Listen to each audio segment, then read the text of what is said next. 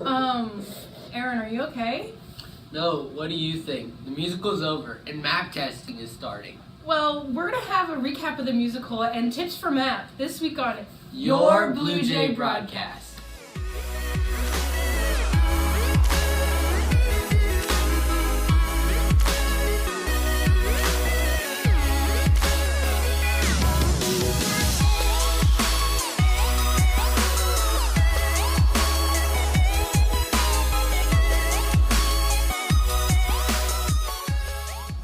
Hey Aaron, did you see the musical? Of course I did. It was very impressive. Well, let's head to Blake and Sophia for a recap on the musical. Students who were in The Sound of Music are adjusting to life after the show. Almost a month ago, these talented students successfully portrayed different characters and came together to make art on the stage. 8th graders that were in the show have a few words to say to the directors and the other students that they're leaving behind. I would like to thank the cast members and directors for making this one of my favorite years at LMS. Say thank you for everything you've done for me, and I want to miss you all. I'd like to thank the directors for putting all the work they did into this show because Cast members get to the theater hours in advance to get in costume and get hair and makeup done. Crew gets to the theater at least an hour before the performance to make sure all the props and equipment are in place and ready for the show. Some 6th and 7th graders had the opportunity to perform for the first time in The Sound of Music. Sound Music? I think my favorite thing about performing in The Sound of Music was like how professional everybody was, because we have a really good theater program. Do I think I'll continue doing the shows? Yes, I really enjoy doing the shows, and I've been doing them since 6th grade. I would like to say to the other cast members and directors that they are very awesome. The cast and crew are very thankful for the opportunity they had to work together and would like to say a final thank you to the directors. People walk so slow in the hallways. Don't they know only have 3 minutes to get to class? I know, right? Like, people should really learn some hallway etiquette. Well, let's go to Elizabeth and Katrina for more tips on hallway etiquette. Is Carol. Carol is in middle school. Carol is just an average Joe, and we are going to teach her the most important lesson of her career, how to walk in a hallway. Believe it or not, Carol has friends. Carol and her friends like to walk together to class. Form a line. Well, more like a wall to block people from passing.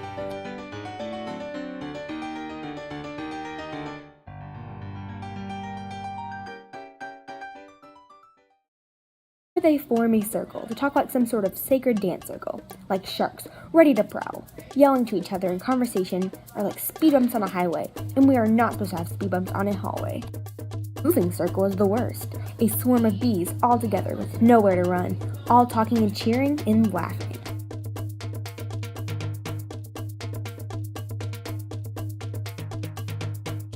Carol is released from class, and her next class is with none of her friends, so she is left all alone.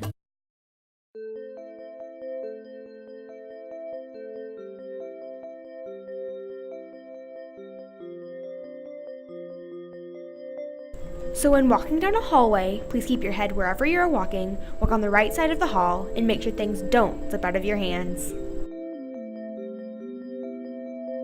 Carol, to get to class, she needs to pay attention. Paying attention is a simple task that people like Carol did not understand. Don't be like Carol. Now Carol knows how to walk in a hall. We now have one happy little carrot.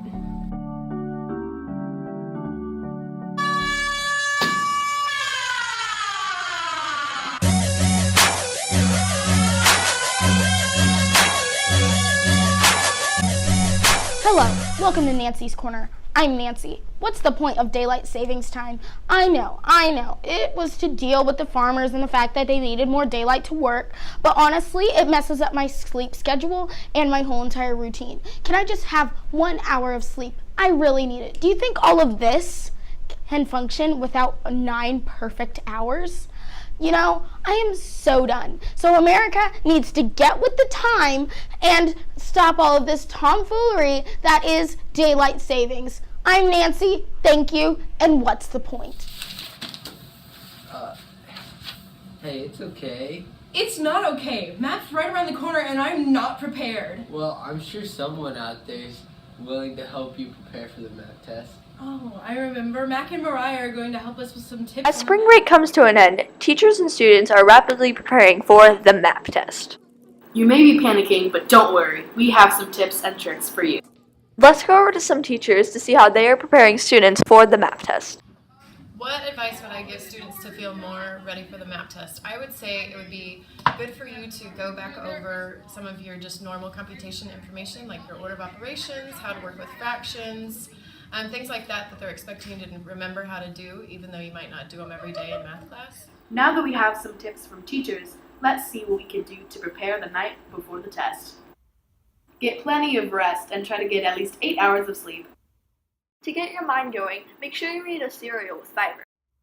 Try to do any homework or review packets your teacher may have assigned. Now that we have some tips from teachers, and now that we know what to do the night before the test, let's see how we can be successful during the actual test. Today is test day. Let's go into some tips that will help you take your test successfully. Don't freak out during your test and start filter feeding like this boy here. Instead, take deep yoga breaths. Try not to get too distracted during the test. If you do get distracted, try your best to finish the section you're on. If you have a question on the test that is really difficult to understand, try to break it down into sections and try to eliminate your answers if it's a multiple choice. Try not to stress.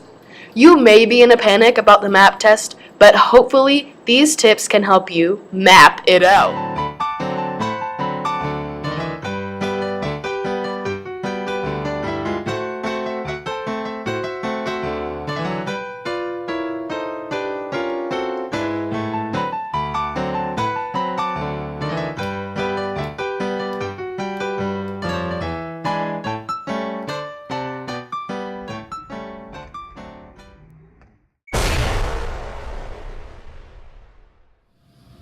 Spring break is right around the corner, and so are all your Blue Jay sport camps. Let's go over to Blake and Jaden for more on your Blue Jay sports. Doing anything over the summer to prepare for your favorite sports? There will be athletic and sports camps over the summer for those interested in staying in shape for high school sports. Let's talk to the coaches and see what they're preparing for their sports camps over the summer. In the football camp this summer, what we're going to work on is a lot of fundamentals. We're going to start small, build our way up to then learning plays, learning all the different positions that the kids might play, but it all starts with the basic fundamentals first. All right, if you are interested in summer volleyball as far as the camp goes, if you are a 6th, 7th, or 8th grader, the high school puts on a great volleyball camp that focuses on fundamentals, skills, and the nice part about it is not just the coaches help with it, but the high school volleyball players help with it also, so you get to meet all of them and you get to have fun while learning a lot of the new fun skills. For the high school basketball camps that we run at the high school, basically focus on trying to implement some of the stuff we're going to do at the varsity level.